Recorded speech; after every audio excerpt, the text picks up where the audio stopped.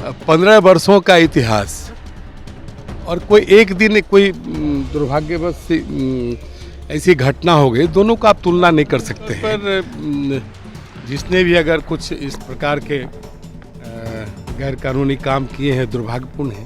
नमस्कार, आप देखना शुरू कर चुके हैं फर्स्ट लुक बिहार। मैं सिजल आपके साथ। हाल ही में पटना के IGMS में जो भाजपा नेता के द्वारा बंदूक लहराने और डॉक्टरों को धमकाने का मामला सामने आया है, उस पर काफी प्रतिक्रिया तेज हो रही है। राजद के नेता तो यह भी कह रहे हैं कि यही जंगल राज है और भाजपा वाले हम पर इल्जाम लगाते हैं। इस पर भाजपा के पूर्व डिप्टी CM तारकिशोर प्रसाद भी अपनी प्रतिक्रिया देते हुए सामने आए हैं। उन्होंने कहा कि आप 15 साल के इतिहास को एक घटना से तुलना नहीं कर सकते हैं।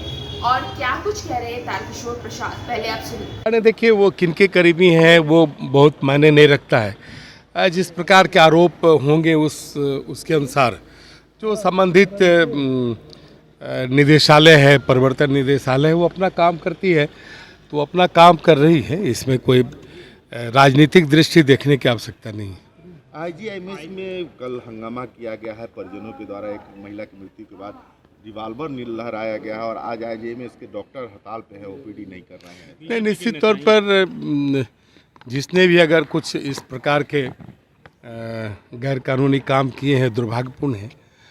इन चीज़ों से बचना चाहिए और निश्चित तौर पर जो विभाग है या जो IGMS का जो प्रशासनिक निकाय है, उस निश्चित तौर पर इन सारी चीज़ों को देखेगी। लेकिन ये कहा जा रहा है कि RJD की तरफ से कि यही जंगल राज है, असली जंगल राज ये है, हम लोग को बदनाम किया जाता है। नहीं, देखिए 15 वर्षों का इतिहास और कोई एक दिन कोई दुर्भाग्यवश ऐसी घटना हो गई, दोनों का आप तुलना नहीं कर सकते हैं।